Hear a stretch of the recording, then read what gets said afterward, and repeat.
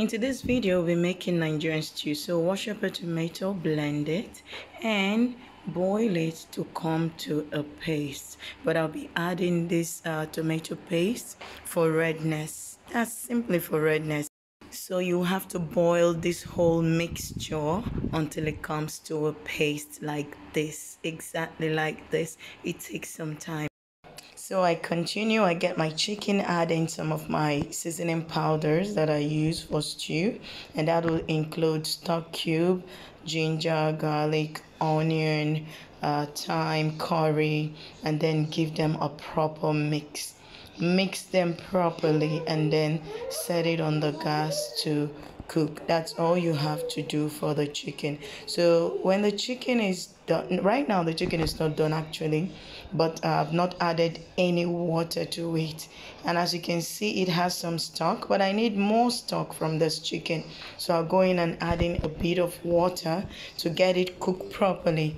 As you know, we do not eat half-done meat at all, so I cook it properly, and when it's done I go ahead and I fry this chicken. So at this point, my chicken is ready. So I get out my frying pan and I start to fry my chicken.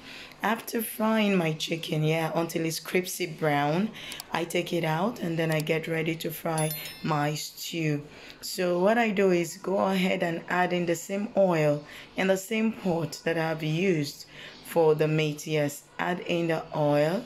Take off the pieces of burnt chicken from the oil, and then I will start to fry my stew.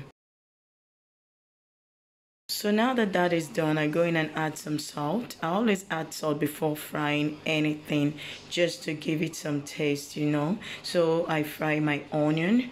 I will fry this onion until it's, floating in the oil, thereby bringing out all the flavor. And at this point, it's ready to accept my tomato.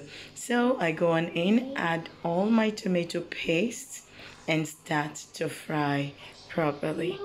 So while this is happening, I'll just go to tell you that frying Nigerian stew is not an easy thing, but it happens. Okay, it happens, and we do it all the time. It's going to be a bit tedious for you if you're a first timer, but expect all the splashes that will happen. But you can also cover it with a cover, and when you want to turn it, you have to really turn from time to time.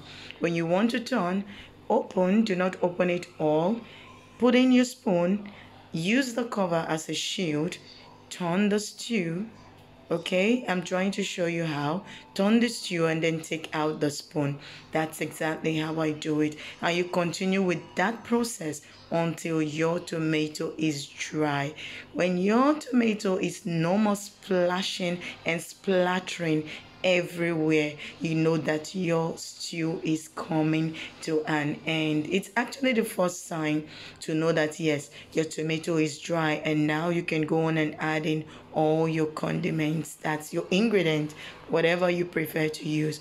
But now I've added some stock cube, some curry, some thyme, and just a tiny bit of salt. That's what I've just added to this stew right now. Forgive my voice, it's really cold now. So that's just it. Give it a stir, cover it, and just let it cook just for a tiny little bit, and then you can go in and add your meat. So at this point, I just remembered that I didn't add my favorite black pepper, known as the Cameroon pepper. I love the flavor that it gives to the stew, so I just add it once in a while I make my stew. So right now I've just added my meat to my stew because definitely my tomato is dry and it's almost ready. So after adding this meat to the stew, you have to just cover it for just a little bit of time and let it just cook for a while to get the meat to absorb the stew and get the stew to absorb absorb the flavor from the meat. After that, go on in, add your stock. Yes, so this is the chicken stock that I talked about earlier that I would need to dilute my stew. to make it a bit watery. Thick stew is not really nice for me especially, so I just dilute it. And adding water at this point is not a good thing at all. You're going to lose its stew is going to sorry the stew is going to lose its quality. So the best thing to add at this point is your stock that you got from the chicken. So that is why it is important to keep aside the chicken stock. So my stew is ready. Voila! Now you can go on and enjoy with your rice.